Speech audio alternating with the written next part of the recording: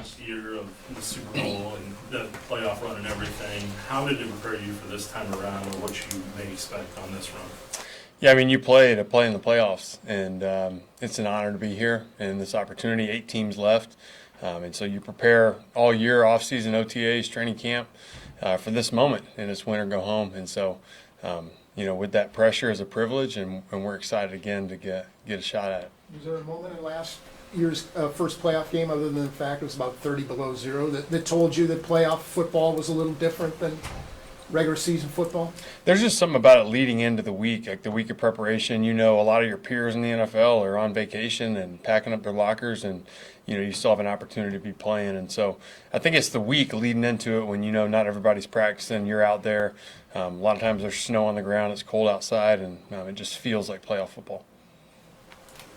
Drue, how important is tackling in a cold day and kind of the will to tackle, that sort of thing? Yeah, it's huge. In the playoffs, everything gets amplified. Tackling is certainly one of those things. And, they got a lot of good ball carriers that can get yards after the catch, and so we'll have to be on it. Anything else? Drue, just one thing about Andy. I know this is hard to sum up, but in your time here, what have you come to see in him that maybe sets him apart? Yeah, he's ultra consistent. He's got a routine. He's got a formula. He sticks to it. Never too high, never too low. Very bright football mind. Has a lot of really good ideas. Leans on his coaches, his players. And I think he's done a great job of building a good team around him. But he's an historic coach, one of the best of all time. Drue, after the Super Bowl win last year, expectedly you were emotional, it seemed like, in the locker rooms. How much is that feeling driving you and maybe the team as you enter this postseason? Yeah, I've mentioned it before, but there was something, at our ring ceremony where it was like you're hungry to get that first, but it was almost like there was a hunger to get back on the field, even at the ring ceremony, to do it again.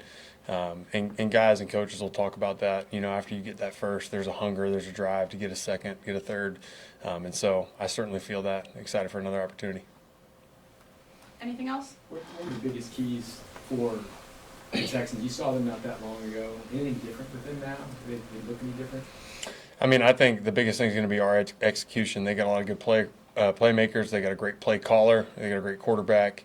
And so they're going to do what they're good at. We're going to do what we're good at, and it's going to be about who executes the best. When you guys get your plan, your game plan, is it? I'm assuming it's different, little wrinkles here and there. You expect the same thing from them, right? So a little bit of a chess match to figure out what they're. Yeah, it's almost like you're playing a division opponent. Where you see a team twice a year. We're seeing them for the second time, I think, in like a month and a half, and so they know us, we know them a little bit, and so I'm sure there'll be wrinkles here and there. It's going to come down to execution. Thanks, Drue. I was going to say, win or lose, what do you plan to be, and what are your plans for the college football championship? I plan to watch the Irish, and I plan to watch them win. Thanks, Drue. All right.